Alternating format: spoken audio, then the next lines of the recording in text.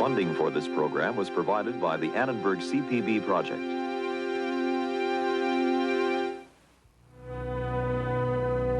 They called it the Second Rome, a great city astride Europe and Asia. And its vast empire, which would preserve Greco-Roman culture and transmit it to the West when Rome itself lay in barbarian hands. The Byzantine Empire, this time on the Western tradition.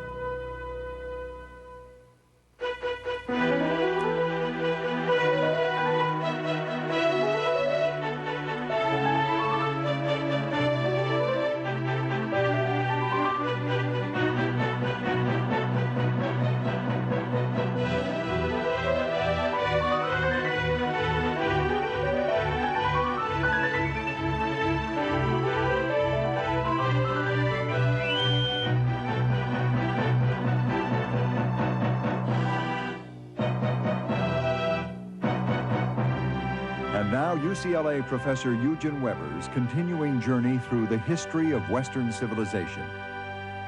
The power of the Western Roman Empire lasted 5 centuries. The power of Babylon and Assyria, rather less than that. The Persian Empire took 3 centuries before Alexander put an end to it, and the British Empire lasted about 2 centuries. But the Byzantine Empire survived longer than any of these. Only Egypt lasted longer. The word Byzantine comes from Byzantium, the old Greek city on the Bosphorus that became the site of Constantinople, the capital of the Eastern Roman Empire. The Byzantines called their lands Romania, and they called themselves Romans, Romaioi. And their empire remained for many centuries the only civilized power in all of Europe. Just as we attribute the creation of the Roman Empire to Augustus, so we can attribute the creation of the Byzantine Empire, which was the Second Rome, to Constantine the Great, who transferred the empire's capital to the city that would bear his name, who made the empire a Christian empire, and the emperor into the anointed of the Lord. The Byzantine Empire copied and preserved much of the classical art and literature and Roman law, which we have inherited. And the empire's importance to Eastern Europe is even greater because it was Byzantine missionaries and Byzantine prestige that civilized and Christianized the Eastern Slavs from the Baltic to the Balkans and beyond.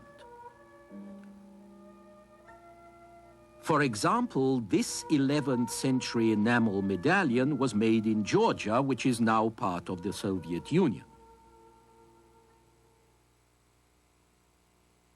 Constantinople was inaugurated as an imperial capital of the Roman Empire in 330, and it survived until 1453, when the Turkish conquest put an end to one imperial tradition and began another, renaming the city Istanbul. But it was a remarkably long run while it lasted. During this more than 1,000 years, the Byzantines conquered and lost several empires. In the 6th century, a Balkan empire was recaptured from the Goths. A Mediterranean empire was built up after a long, hard-fought war, also against the Goths.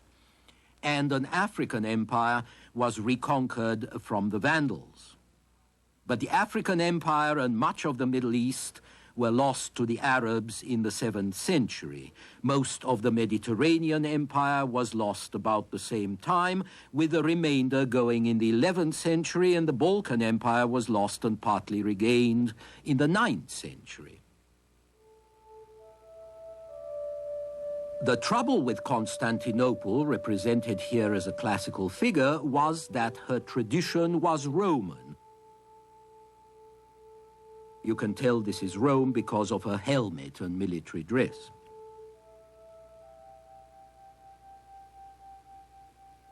Constantinople's imperial vision was that of the old Roman Mediterranean Empire, which it was not well placed to run if you bear in mind the problems of time and scale that had proved too much even for Rome to handle. The average ship would take a week or two to cross the Mediterranean from north to south, 15 days from Constantinople to Alexandria. But it could take as much as 2 or 3 months from east to west, for example, from Crete to Carthage or Cadiz. So there were considerable obstacles to the realization of the Byzantines' imperial ambitions. In the 6th century, when the Emperor Justinian, seen here, regained Italy from the Goths and North Africa from Vandals, he exhausted the resources of Byzantium while also ruining Italy's economy and killing a large part of its population. So it was no accident that the Byzantine Empire reached its high point when it became smaller and more defensible between the 8th and 12th centuries. It had survived new waves of barbarian invasions, but equally important, it had lost its outlying possessions to the Arabs and the Slavs and had become more compact. Yet, whatever happened to its outlying empire, Constantinople remained what Paris was, what New York is today. The foremost city of luxury, fashion, and culture, also the city of sin, corruption, and material temptation, all of which, however you look at it, is no mean achievement. The city was built on a high peninsula on the Bosphorus, where Europe comes very close to the Asian shore. Astride both Europe and Asia, Constantinople was a crossroads par excellence. It commanded the route from the Caucasus and the steppes to the Mediterranean, and also the route from the Danube Valley to the Euphrates Valley. The Balkans were its backyard. Asia Minor lay just across the water, and beyond that, Syria and Mesopotamia. So Constantinople was perfectly situated to serve as the capital of a realm that bridged East and West, that connected Greco-Roman culture with Christianity and with Oriental civilization. And its history is indeed the bridge that links us with Egypt, which it came to rule, and with Persia, which it fought and finally defeated, and even with Alexander the Great, whose title of Basileus, or royal king, the Byzantines borrowed for their own rulers. For centuries, Constantinople was the repository of Greek and Roman culture and of the tradition that had been built up in preceding ages in Egypt and Babylon and Athens and Rome and Jerusalem. Our civilization wouldn't be the way it is today if the city of Constantine hadn't endured to transmit these traditions, to transmit the Latin of Rome and the Greek of Athens, the skills, the arts, the thought, the memories, to the barbarians of the West and to their gradually more civilized successors. So the survival of the city was crucial because it helped to make our past. Perhaps the most important factor in its survival was the conviction that the empire was willed by God and protected by God and his anointed representatives. On the other hand, it was this same religious conviction that goes a long way to explain the traditionalism, the extreme conservatism of Byzantium.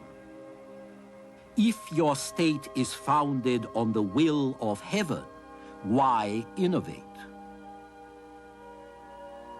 A Byzantine ruler might be dethroned, and God knows enough of them were by murder, as shown here, or palace revolutions or riots in the city. But a change of emperor did not mean a change of policy, except in minor details, because to change it would have been something like changing your faith. And so, with heaven's approval secure, the Byzantine sovereign and the Byzantine state were both defenders of the faith. The concentration of all authority in the hands of God's representative, like the emperor depicted here, was in itself a great source of strength. In the West, men lived their lives under a lot of different legal systems, tribal law, local law, manorial law, and the law of the central or would-be central state fought a continuous battle for recognition from the countryside, from the provinces, which took centuries and didn't really get settled until quite recent times. Here, for instance, are great landowners from 6th century Italy who were a law unto themselves. But in the East, there was only one law, and that Roman law emanated from a single source, the ruler. Even the decisions of the councils of the church needed the emperor's approval. This is what has been called Caesaro-papism, a political system in which the head of state is also master of the church. And the patriarch, the Bishop of Constantinople, lived in the shadow of the imperial palace.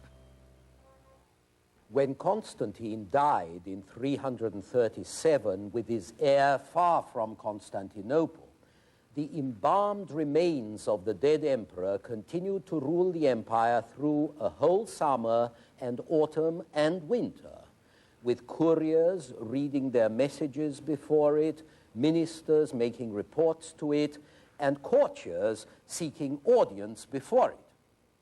It's important to realize, however, that even this macabre image of a ruling corpse had its roots in a long past. It was simply the triumph of the Hellenistic view of the emperor's lofty position, a view which had developed in the East since the days of Alexander, which the Romans had taken some time to adopt, but which the Emperor Diocletian explicitly claimed in Rome at the end of the 3rd century. And it was very useful, because it lent the Byzantine Empire a sort of authority and stability that the old unified empire never had. It did not matter anymore whether the emperor was elected, or if he was born to the purple, or if he seized power, because his throne rested upon more solid foundations than worldly processes could ensure. He was the anointed of the Lord, chosen from birth to fulfill the will of heaven.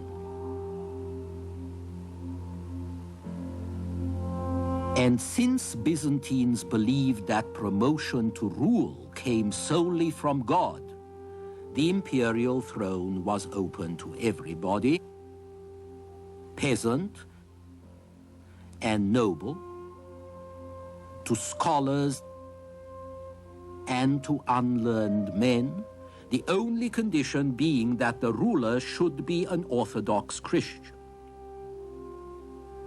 Leo I in the 5th century had been a butcher. People in Constantinople used to point out the stall where he and his wife had sold meat. Justin I in the 6th century was a poor swineherd from the countryside who first appeared in the capital with bare feet and a pack on his back. And then one day his nephew left the family village to join him. His name was Justinian, and he became emperor in 527. Phocas, who ruled in the 7th century, was a simple centurion.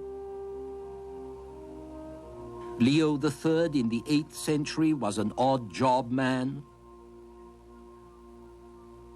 Basil I in the 9th century was a peasant, probably a shepherd from Macedonia. And Michael IV in the 11th century was a servant from Paphlagonia on the Black Sea. But once a man had become emperor, there was no constitutional method by which he could be deposed except a successful revolution. And here again, the fact of success set the seal of heavenly approval upon the man who, had he failed, would have been a mere usurper and would have been punished in the most terrible ways. The Byzantines knew that Jehovah had transferred his favor from Saul to David. They believed that God could withdraw his support from any ruler, and then you would know it, because the ruler would fall. And with this belief, revolution itself was incorporated into the body of constitutional practices. As the German historian Mommsen said, Roman government was an autocracy tempered by the legal right of revolution. Out of 88 emperors who ruled in Byzantium through 11 centuries, over 1/3 would be usurpers, and as many died in violent circumstances. Poisoned, stabbed, strangled, beheaded, starved, tortured to death, or simply blinded, which was considered more humane. As one result, it became particularly important to emphasize the sanctity of the emperor, his distance, his untouchableness. The more vulnerable the emperor in fact, the greater the efforts to make him appear invulnerable in principle. This is Constantius II and his empress, who ruled in the 4th century. This is when the empire is most threatened, in their time and throughout the 3rd, 4th, and 5th centuries. And this is when the personal position of the emperor is least secure. This is when the imperial ceremonies stiffen and the distance grows between the ruler and his subjects. A spectacular, megalomaniac kind of drama is devised both to enhance power and to make up for the shortcomings in this power. You can see this if you look at the mosaics of the Emperor Justinian and the Empress Theodora. Stiff and splendid in the midst of their courtiers, their posture reminiscent of the unmoved mover, the highest power in the cosmos. Although it was very important that the emperor should impress upon his subjects this feeling of divinity, which might help to preserve him from an undignified end, it was equally important that he should impress the barbarians, friend or foe. This was rather more feasible because barbarians were less sophisticated. So imagine the arrival in Constantinople of a barbarian chieftain from the steppes, from the desert, or even from the underdeveloped countries in Western Europe. He finds himself in this terrific maze of streets and concentrated humanity. He is taken over by imperial officials who look after him every day, every hour, who show him the sights, and who finally take him to the palace for an audience with the emperor. To get to the throne room, he passes through a sort of palace of the Wizard of Oz, through a maze of marble corridors and chambers rich with mosaic and cloth of gold, through long lines of palace guards in white uniforms, through great crowds of patricians, bishops, senators, and all of this to the music of organs and church choirs, with eunuchs on either side of him holding him under the armpits, until at last he enters the octagonal room where this silent, stiff, completely motionless figure is seated on an elevated throne veiled by purple fabrics, purple being the imperial color and forbidden to everybody else.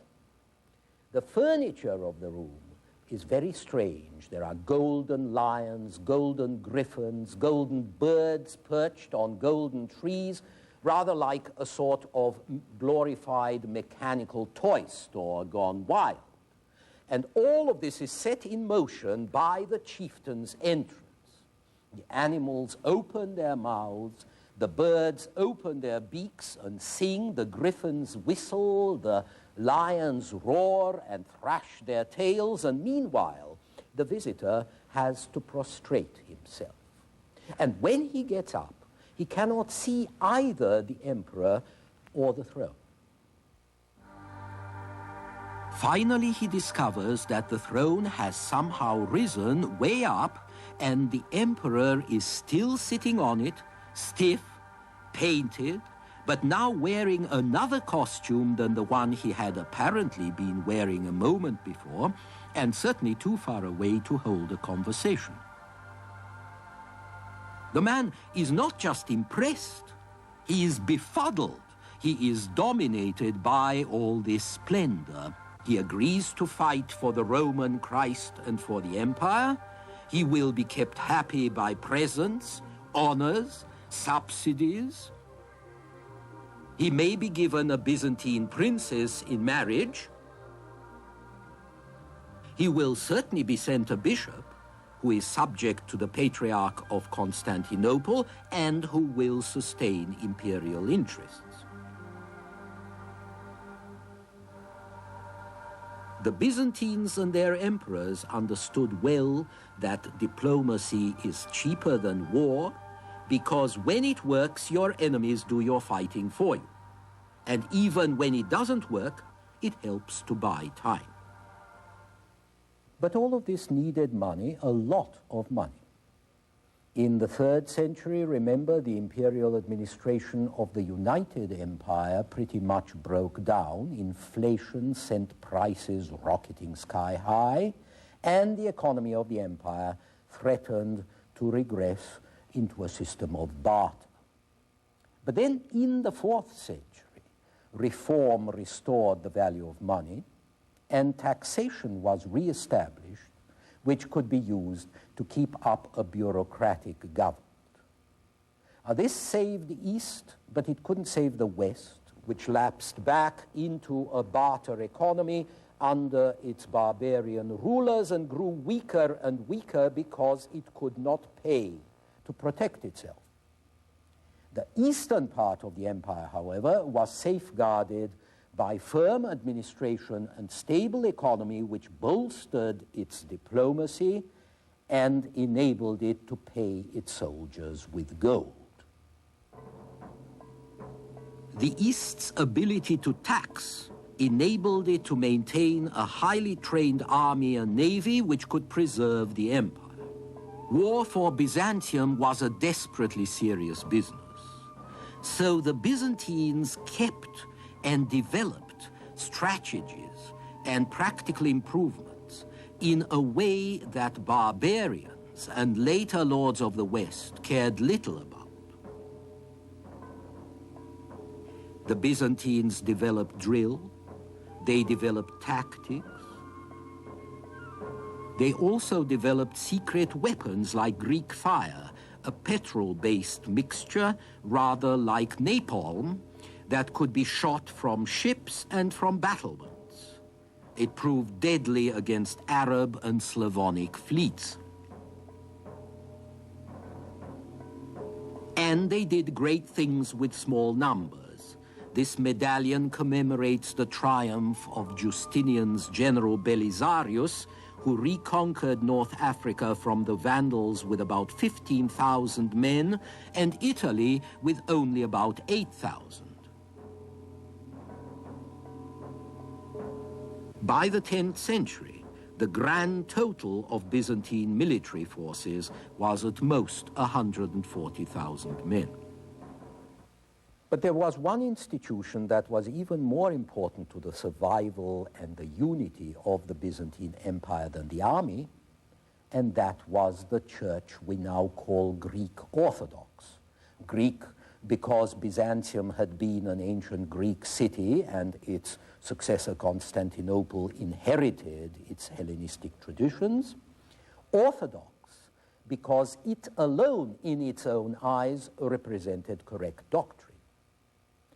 The church's faith became the bond that in large measure took the place of a common nationality. And its position in society was crucial to the state in ways that the Latin Church in Rome never was. We shall see why and how in our next program.